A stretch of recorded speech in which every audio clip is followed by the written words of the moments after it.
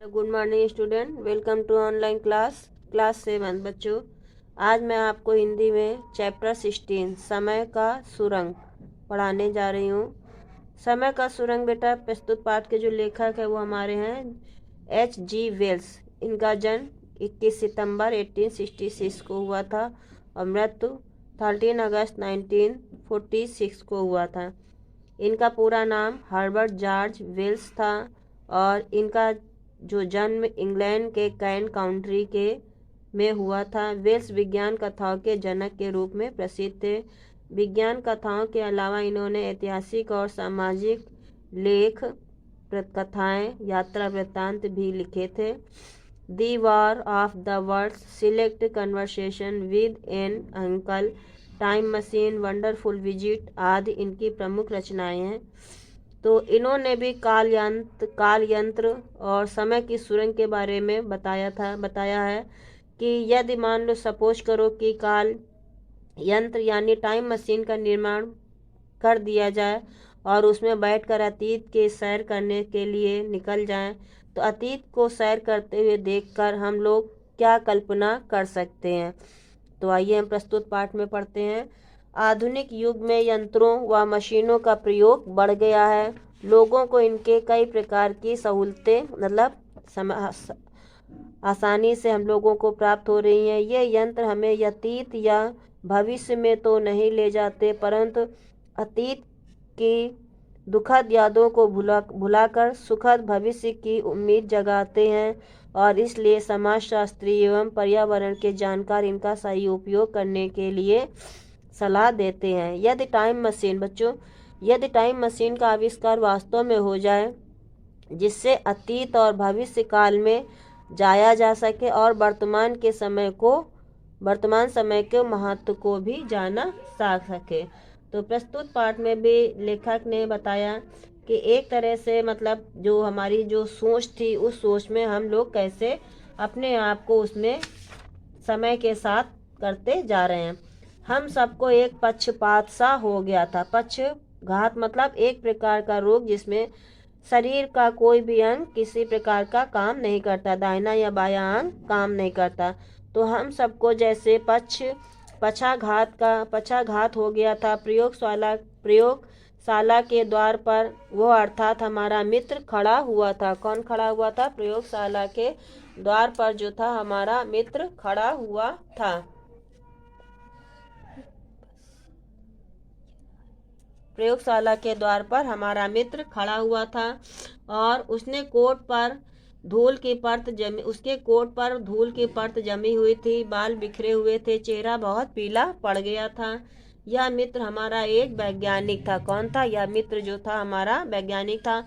उसने एक ऐसी मशीन बनाई थी जिसका नाम था टाइम मशीन। क्या बनाया था? Time machine. उस मशीन का नाम था टाइम मशीन, काल यंत्र। उसने दावा किया था कि उसकी यह मशीन काल की यात्रा करने में सक्षम होगी।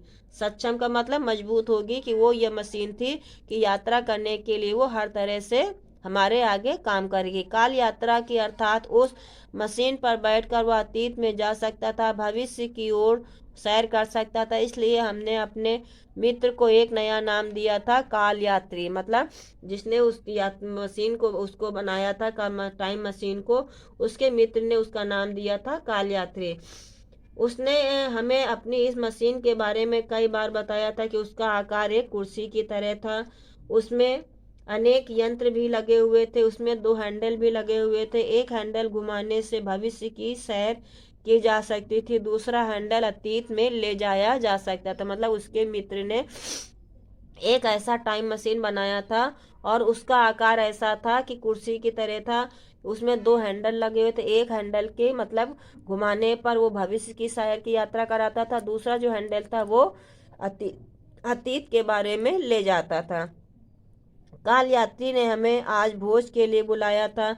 जब हम उसके निवास स्थान पर पहुंचे तब ना तो काल यात्री ने हमें वहाँ पे तब ना वहाँ पे काल यात्री था, ना उसका काल यंत्र था टाइम मशीन। उसने एक पत्र लिख कर छोड़ा था कि यदि मैं 7 बजे तक ना आ पाऊँ तो आप लोग भोज शुरू कर देना। किसने? उसके मित्र ने कहा था कि यदि मैं समय से भोज में ना आ पाऊँ तो आप उसको मतलब क्या कर देना, भोज आप लोग शुरू कर देना। हम सब उसी की प्रतीक्षा में बैठे थे और वो सहसा हमारे सामने था बदहवास। बदहवास मतलब घबराया हुआ था। वो कौन था? घबराया हुआ उसका मित्र था। थोड़ी ही देर में सब कुछ सामान हुआ और हमने अपनी आप बीती बतानी शुरू की। किससे? हमने अपने मित्र से, काल यंत्र से बतानी शुरू की। उसने बताया, आज सुबह मैंने एक काल यंत्र को पूरी तरह से तैयार कर लिया था।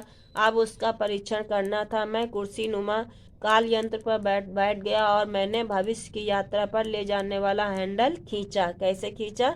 हैंडल को खींचा। हैंडल खींचते ही प्रयोगशाला गायब हो गई। किसने बताया? उसके मित्र ने बताया कि हैंडल को खींचते ही जो प्रयोगशाला थी वो गायब हो गई। पल भर में दिन निकलता, पल भर में रात हो जाती। काल यंत्र में लगी कुर्सी की सुइयां तेजी से घूम रही थी। मैंने पल भर में 20वीं सदी पार कर ली थी, फिर 21वीं सदी और दूसरे पल में 22वीं सदी में पहुंच गया। क्या बताया? कि पल भर में मैं 20वीं सदी में पहुंच जाता और पल भर में 21वीं सदी में पहुंच जाता। मैंने सोचा इस तरह तो यहाँ यात्रा का कहीं भी अंत नहीं होगा। मैंने हैंडल खींचा। अगले पल सेकेंडों में बिजलियों के कड़कने की आवाज आई। मारे भय के कारण मेरी आंखें बंद हो गई। किसकी आंखें बेटा? लेखक के। डर के मारे उसकी आंखें बंद हो गई। कुछ देर बाद जब मेरी आंखें खुली तो मैंने स्वयं को एक हरे भरे मैदान में पाया। सामने एक विशाल मूर्ति थी, पर गगनचुंबी अट्टालिकाएं थी। गगनचुंबी अट्टालिकाएं मतलब आकाश को छूने वाली बहुत ऊंची ऊंची अट्टालिकाएं मतलब इमारत थी, और वहां पर कोई भी व्यक्ति नजर नहीं आ रहा था। क्या लेखक ने बताया? कि पल भर में मैंने देखा कि मैंने स्वयं को अपने आप मैदान के नीचे हरे भरे मैदान में पाया। पहले तो मैं कहाँ पर? प्रयोगशाला में था, और थोड़ी देर में मैंने आंख बंद किया तो वहां पे मैंने अपने आप को एक मैदान में पाया, और मेरे सामने एक विशाल मूर्ति खड़ी थी, और मैं गगनचुंबी आकाश छूने वाली ऊंची ऊंची इमारतों पर था। वहां कोई भी व्यक्ति नजर नहीं आ रहा था। लेखक ने अपनी आप बीती उसको बताई अपने मित्र को। मैं गहरी सोच में पड़ गया। अचानक मेरे कानों में घाटियों की मधुर आवाज सुनाई दी। किसकी आवाजों में? लेखक के कानों में एक मधुर आवाज सुनाई दी।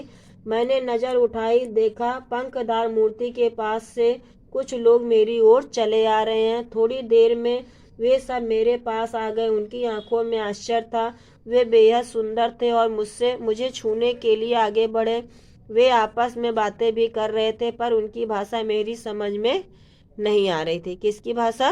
लेखक की। जो मतलब वो आपस में मित्र बैठे थे, उनकी बात समझ में नहीं आ रही थी। हाँ, उनकी आवाज़ बहुत मीठी जरूर थी, बच्चों जैसी थी। किसकी?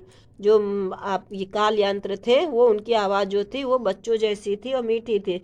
उनमें से एक ने सूर्य की ओर संकेत करके मुझसे पूछा, क्या मैं सूर्य से आया हूँ? मतलब उन्होंने पूछा कि क्या मैं सूर्य से आया हूँ, तो मैं हंस पड़ा। इतने में मेरे एक व्यक्ति ने मेरे गले में फूलों का हार डाल दिया। फिर उन्होंने मुझे पास पास बनी अट्टालिका की ओर चलने को संकेत दिया। मतलब कहा कि मेरे घर में जो अट्टालिका ऊंची ऊंची इमारत है और हम लोग वहाँ पे सैर करते हैं। यह अट्टालिका संगमरमर की थी। मतलब जो ऊंची ऊंची इमारत थी वो संगमरमर की बनी हुई थी। दीवारों पर खिड़कियों में काले काले मोटे मोटे पर्दे टंगे हुए थे। उस समय वहाँ लगभग 100 लोग थे। कितने लोग थे बेटा? 100 लोग। मतलब लेखक ने बताया कि उस समय भी वहाँ पर लगभग 100 लोग थे। वे सभी जो काल यंत्र थे सब फर्श पर बैठे थे। उनके सामने चौकियां बिछी हुई थी, जिन पर सुंदर पात्रों में मतलब बर्तनों में तरह तरह के फल रखे हुए थे। वे सब बच्चों जैसे थे, खिलखिलाकर हंसते बातें करते। और वे मेरी उत्सुकता से मेरी ओर देखते, मतलब आश्चर्यचकित से मेरी ओर देखते। कुछ बच्चों की तरह दौड़कर मेरे पास आते, मुझे छूते, फिर किलकारी मारकर मतलब लौट जाते हैं। जैसे कि हम लोग भी कहीं शादी वगैरह में जाते हैं तो वहाँ पे कोई जैसे कार्टून होते हैं, तो हम लोग उनको, हमारे छोटे छोटे बच्चे उनको छूते हैं और फिर आपस में भाग जाते हैं कि इनको टच करके देखे ये कैसे होते, कार्टून देखा है। तो उसी तरीके से ये लोग भी थे, उनकी उत्सुकता थी और वो दौड़ कर आते, छू के निकल जाते। अगले दिन समय समाप्त होने लगा था, मतलब दिन ढलने लगा था। मैं उन्हें छोड़कर बाहर आया। फिर विशाल इमारत मतलब खूब बड़ी सी इमारत की ओर दूसरी ओर एक नदी थी। मैं नदी की ओर बढ़ गया। मुझे एक अनेक प्राचीन मतलब एक प्रकार का खंडर मतलब टूटी फूटी जो इमारत थी वो दिखी। एक स्थान पर एक सेट था, उसके नीचे एक कुआं बना हुआ था। मेरी ओर नजर पंखदार मूर्ति पर पड़ी। मैंने अगले ही पल मैं डर गया और कांपते हुए मैं बिल्कुल आश्चर्यचकित विस्मित हो गया। तो बच्चों आज मैं आपको इतना ही पहला ग्राफ पढ़ा रही हूँ। अगले टर्म में मैं इसकी सेकेंड पार्ट वीडियो बनाऊंगी। धन्यवाद।